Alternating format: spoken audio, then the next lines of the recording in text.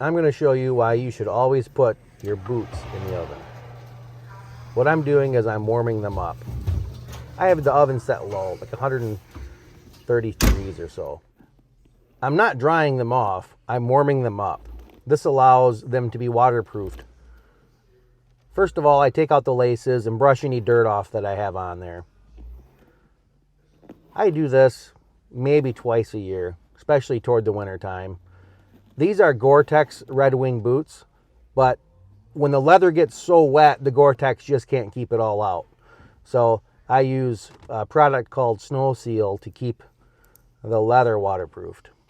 There's a lot of products that say not for Gore-Tex, and Gore-Tex is something special because it allows your foot to breathe, where the water molecules are smaller going out of your foot in a vapor form than water droplets coming in, something like that. So your feet aren't supposed to sweat in Gore-Tex, and water is not supposed to go in.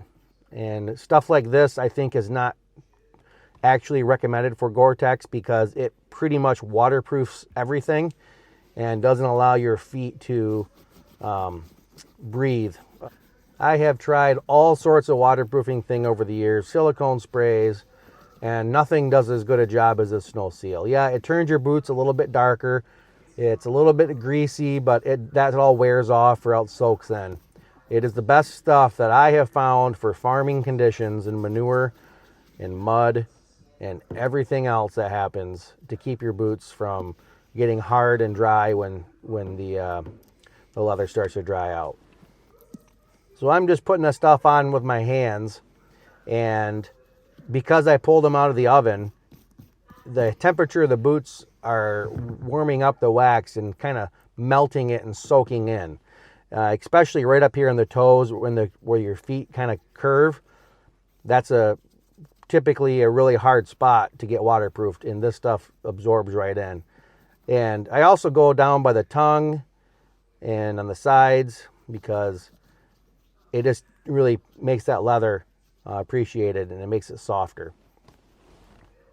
I even put this stuff on my shoelaces when I'm done because even those shoelaces can kind of absorb water and they can rot off.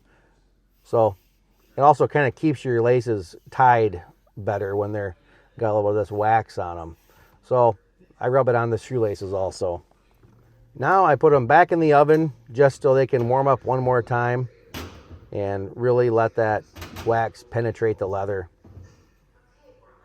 Just kind of at a low heat. Throw my shoelaces in there too. Check on them every once in a while.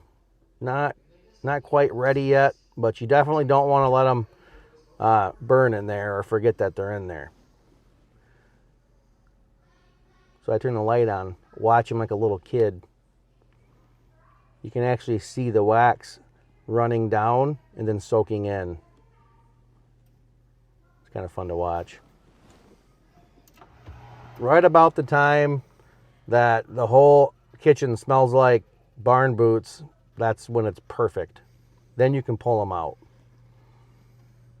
Careful not to burn your hands on the rivets. Wonderful.